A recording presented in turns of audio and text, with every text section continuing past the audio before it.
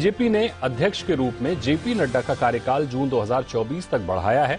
इस फैसले पर आज बीजेपी की राष्ट्रीय कार्यकारिणी की मुहर लगी है। गृह मंत्री अमित शाह ने प्रेस कॉन्फ्रेंस कर ये घोषणा की। अमित शाह ने कहा कि जगत प्रकाश नड्डा जून 2024 तक बीजेपी के अध्यक्ष के रूप में कार्य करते रहेंगे।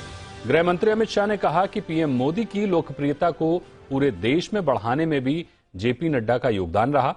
जेपी नड्डा के नेतृत्व में पूरे संगठन ने एक साथ एकजुट होकर काम किया। सभी भारतीय जनता पार्टी के सदस्यों ने इसको हर्ष ध्वनि के साथ सर्वानुमत से स्वीकार किया है कि जगत प्रकाश नड्डा जी को जून 2024 तक भारतीय जनता पार्टी के अध्यक्ष के रूप में इनके कार्यकाल को बढ़ोतरी की जाए। मोदी जी का जो करिश्माई नेतृत्व है, जो लोकप्रियता है, वो लोकप्रियता को मत में परिवर्तित करने में और मत को मतदान मथक तक पहुंचाने में नड्डा जी का नेतृत्व में संगठन का बहुत बड़ा योगदान रहा है। और इस खबर पर दिल्ली से हमारे साथ जुड़ रहे हैं जी मीडिया संवाददाता राहुल मिश्रा। राहुल, ये बताइए कि जेपी नड्डा का कार्यकाल तो बढ़ा दिया गया है, उसके अलावा और क्या एजेंडा था कार्यकारिणी बैठक में? देखिए, 2 दिवसीय ये बैठक थी और बैठक काफी ज्यादा महत्वपूर्ण कल 4 बजे शुरू हुई थी और आज तकरीबन 6 बजे प्रधानमंत्री के भाषण के साथ हुई।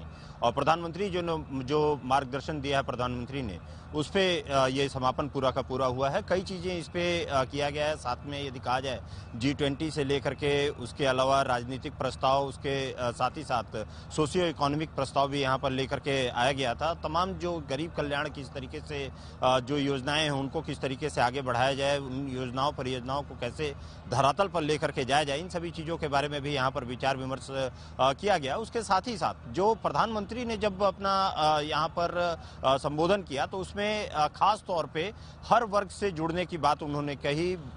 मजबूत पार्टी को किस तरीके से और ज्यादा मजबूत किया जाए, उसके लिए एक यात्रा की भी यहाँ पर बात किया जाए। लेकिन हालांकि उसकी प्रारूप की यदि बात किया जाए तो प्रारूप को भी देखना होगा कि वो किस तरीके की यात्रा होगी।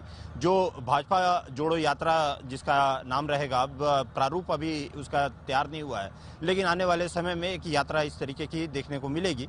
और इसको भी प्रधानमंत्री ने दिया है कि कैसे जो अंतिम छोर पे जो खड़ा है उसके साथ कैसे जुड़े और हर किस तरीके से सबके साथ सबका साथ सबका विकास हो, इन सभी चीजों का एक मूल मंत्र यहाँ पर प्रधानमंत्री के द्वारा दिया गया है।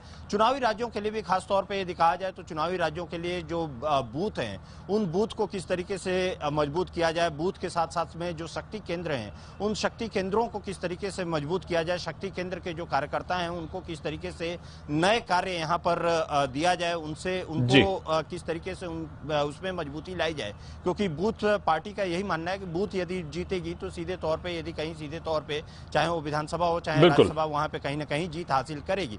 तो बूथ को मजबूत करने का पहले से ही रहा है, तो बूथ को मजबूती को देने की बात यहाँ पर की गई है। ये चुनावी राज्यों के लिए भी है और 2024 के लोकसभा चुनाव के लिए भी है। तो तमाम मूल मंत्र यहाँ पर दिया गया है और इसमें कई चीजों पर चर्चाएं हुई, जिसमें कि पॉलिटिकल से लेकर के और सोशियो इकोनॉमिक और हर एक मैटर पे यहाँ पर चर्चा की गई है। बिल्कुल, बहुत बहुत शुक्रिया करेंगे राहुल आपका इस अहम खबर को विस्तार से बताने के लिए।